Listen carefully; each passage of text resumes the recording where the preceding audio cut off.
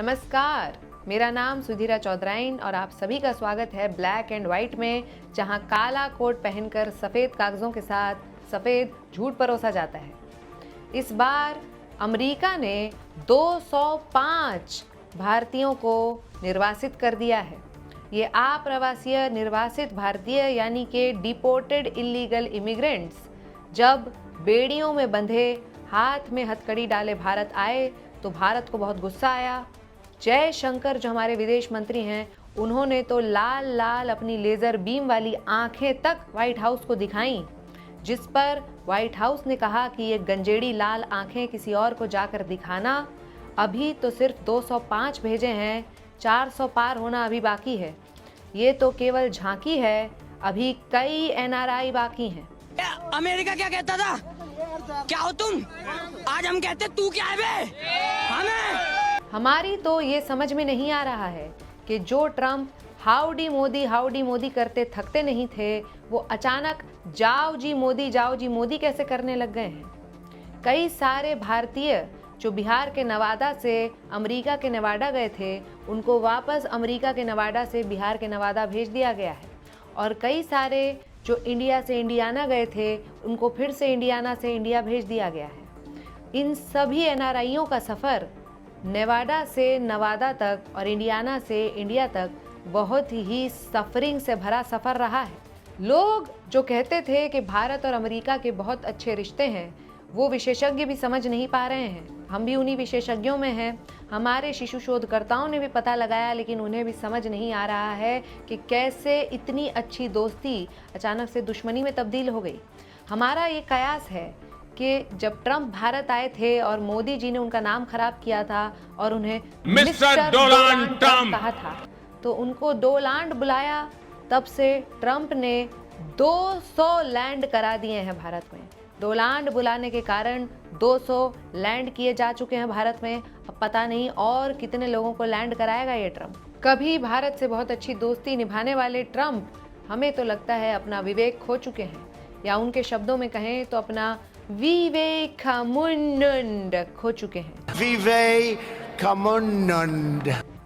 और जाकर भारत के दुश्मन सुचीन से मिल चुके हैं सुचिन और अपना गुस्से वाला विराट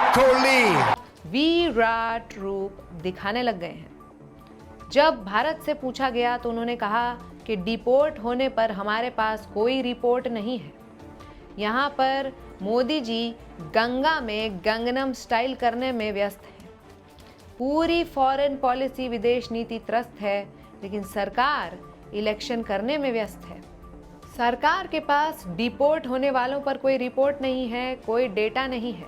कितनी अजीब बात है कि दिल्ली में चुनाव से पहले स्मृति ईरानी जी उछल कर बता रही थीं कि भारत में और ख़ास तौर पर दिल्ली में कितने इलीगल बांग्लादेशी इमिग्रेंट्स हैं। मतलब कि सरकार के पास ये डेटा तो है कि भारत में कितने इलीगल इमिग्रेंट्स हैं, कितने इलीगल बांग्लादेशी इमिग्रेंट्स दिल्ली में चुनाव में वोट दे रहे हैं, लेकिन सरकार के पास ये आंकड़ा नहीं है कि कितने भारतीय इलीगल इमिग्रेंट्स यूएस में हैं और कितने वहाँ से डिपोर्ट होकर भारत भेजे जा रहे हैं। खैर, स्मृति ईरानी पर बात आ गई है तो हम भी ट्रिगर हो गए हैं। हमें भी एक शब्द आ गया है, ट्रिगर। जैसे स्मृति ईरानी कहती थी कि आप ट्रिवियलाइज कर रहे हैं, थोड़े दिन कम कर दिया जाए। आप शायद ट्रिवियलाइज करना चाहें और इसको हमें जिस शब्द का मतलब ही नहीं पता, हम वो कैसे कर सकते हैं।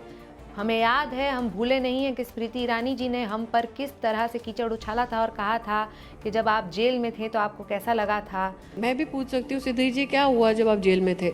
हम तो जेल में थे स्मृति जी, लेकिन आप भी तो कभी येल में थी। आपके अनुसार ही आप येल से पढ़कर आई हैं, वो भी यूएस में है, आपको भूलना नहीं चाहिए। जब आप वहाँ पढ़ाई कर रही थी और आपको भी इसी तरह से डिपोर्ट कर दिया जाता तो आपको कैसा लगता? अब आप कहेंगी कि ट्रिवियलाइज कर रहे हैं, तो हम आपसे कहना चाहते हैं कि हम आपके ऊपर अब और कोई बात नहीं करेंगे, क्योंकि आप पर बात करने जाएंगे तो हमारे 10 घंटे और ख़राब हो जाएंगे।